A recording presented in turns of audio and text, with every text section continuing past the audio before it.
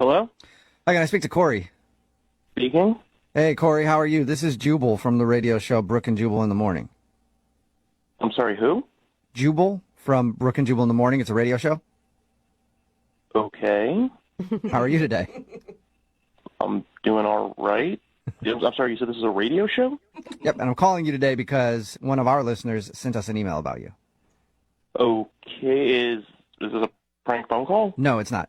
We do a segment on our show called The Second Date Update. It's where if you go out on a date with somebody and end up not calling them back after, they can email us to get you on the phone and find out what happened. So we got an email from a girl named Samantha who you went out with a little while ago. I mean, I went out with a girl named Samantha, not sure why she's emailing a radio station and you guys are calling me. This would be the Samantha that puked outside of your car when you're taking her home? Yep, no, that one's hard to forget. The girl who puked outside of my car. Yeah, I didn't know if there was like a couple of Samanthas you went out with. There was like the normal Samantha and then there's the puke Samantha. We're talking about the puke Samantha.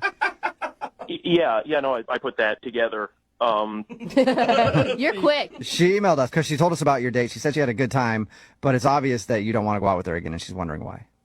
I mean, it's not that I don't want to go out with her again. That was a bit of a crazy night.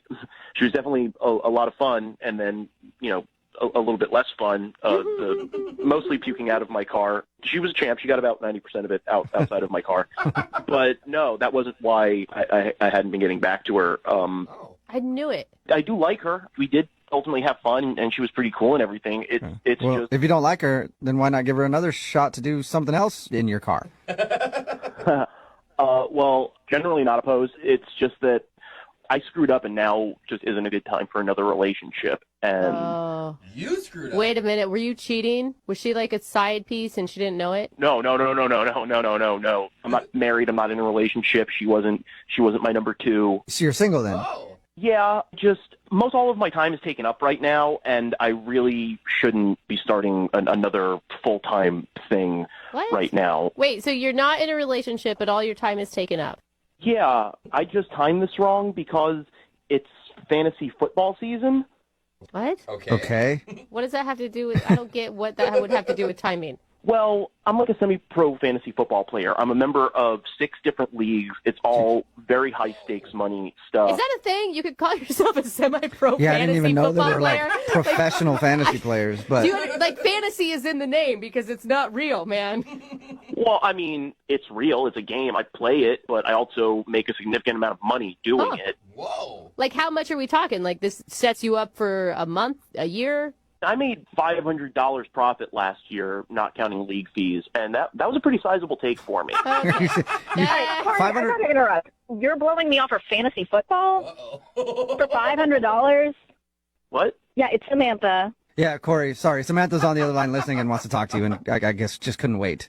She heard $500. I think it probably perked her ears up. Like, I didn't know I Yeah. was dating a man with money. That kind of pisses me off. That, like, for $500 that you might win in a game, you don't want to spend time with me? It's not just about the money. I love doing it. This is my recreational activity. I mean, I spend hours and hours watching game footage and a number of different online resources that do Okay, but, like, news and breakdowns. why can't you still date me and still do that? Yeah, I totally agree. Like, why can't you have a girlfriend and have fantasy football? Millions of people do it. I've tried to do stuff like that in the past, and it never works out. Oh. A lot of girls that I go out with say they understand, say they get it, say that it's not a big deal. But by the time it's week 6 and Antonio Brown goes down with a leg injury and I'm freaking the hell out and I'm just looking for support and comfort, and you're like, what do you mean your little electronic man hurts me and you don't understand? I have to swap out these players before. Oh, wow. It makes it really difficult to maintain a relationship. Okay, like, I don't think it's that big of a deal. Like, I don't understand why you wouldn't be able to just put your phone away if it was bothering you. Like, I would think you would prioritize the living person sitting in front of you over your fantasy players. Yeah. Eventually, I would, but this is the issue. All right, I made a mistake when I saw you that night at the party.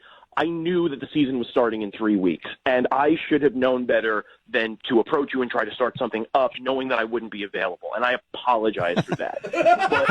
Okay, I've heard enough. Well, he's trying to be responsible. Yeah, I mean, right? at least he's like trying to think ahead to be like, I don't want to cause Samantha frustration when I start getting into fantasy football season and all my time is taken up. Yeah, and Samantha, I did enjoy it, and this is good for you. You don't have to put up with me doing all of my statistical analysis and you're watching all the games and everything. This takes the burden off of your shoulders. Then, trust me, by the second week in February, I am ready to hang out. But Corey, why would she want to hang out with you? You're just going to have to dump her again next football season. Yeah, this is not what I thought it was going to be. Like, honestly, this is just stupid.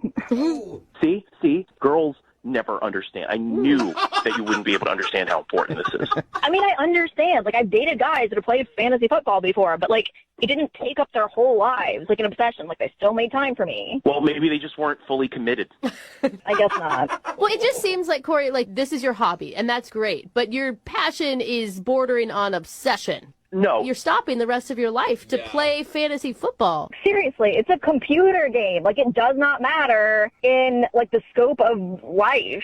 Excuse me, all right? It does matter, all right? This is my passion. This is what I'm into. If I were a fantastic painter and I was like, I have to step away so that I can paint this, travel to paint this magnificent vista and put it on canvas, would you be like, painting doesn't matter? They are the same thing. It's what I do for fun, and it's what I do for money. If I said, baby, I have to go to my second job, and you were like, you can't go to your second job because that means you're not with me. Like, it was $500. It could be more than double that this time. It sounds like you guys are actually having the argument right now. It sounds like you're almost in a relationship. Listen, girlfriends come and go, but fantasy's always been there for me. I'm really happy for you. I've never had a relationship that lasted longer than my first fantasy football league, which I'm still in. Okay. Ooh, wow. Wow, how long has that been, Corey? We've been doing this for 12 years. Wow. Dang, that's a long time. That is Congratulations on that long-term relationship. Corey, I still have to ask the question. Would you like to go out with Samantha again on a second date? We will pay for it. It won't be on a Sunday.